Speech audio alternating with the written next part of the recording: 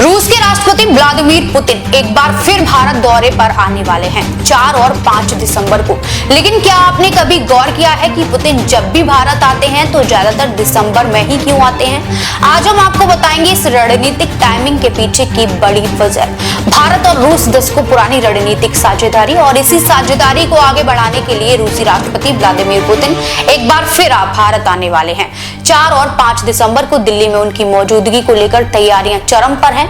रूसी सेना की एक एडवांस टीम पहले ही भारत पहुंच चुकी है, जहां सुरक्षा के इंतजामों का पूरा ब्लूप्रिंट देखा जा चुका है और दिल्ली में एक हाई लेवल विजिट की पूरी हलचल साफ नजर आ रही है। लेकिन सबसे दिलचस्प बात यह है कि पुतिन पिछले 10 सालों में ज्यादातर दिसंबर में ही भारत आए हैं।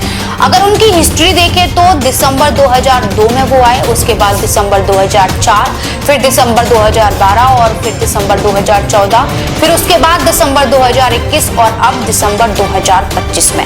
यानी बात साफ है, दिसंबर महीने का भारत दौरा पुतिन की डिप्लोमेसी का अहम हिस्सा बन चुका है। अब सवाल उठता है, आखिर दिसंबर ही क्यों? इसका सीधा जवाब है इंडिया रसिया एनुअल समिट। जी हाँ, भारत और रूस के बीच ये वार्षिक शिखर सम्मेलन दिसंबर में ही आयोजित किया जाता है। पुतिन जब भी भारत आए वे लगभग हमेशा इसी समिट में हिस्सा लेने आए।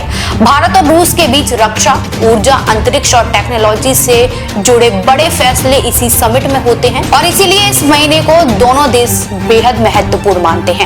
दिसंबर चुनने की एक और वजह है मौसम। रूस में इस वक्त टेम्परेचर माइनस में होता है, जबकि भारत की सर्दी पुतिन जैसे लीडर के लिए बिल्कुल मुनासिब रहती है। न ज्यादा कड़ाके की ठंड और न ही ज्यादा गर्मी की असहजता। पुतिन अब तक 10 बार भारत आ चुके हैं, 2000 से लेकर 2021 तक और अब 2025 में, और हर बार रिश्तों को नई दिशा मिली है। इस बार भी रक्षा सहयोग, व्यापार और ऊर्जा सुरक्षा पर महत्वपूर्ण बातचीत होने की उम्मीद है। तो पुतिन के दिसंबर दौरे का राज ये है, राजनीति, रणनीति और मौसम तीनों का अनोखा मेल।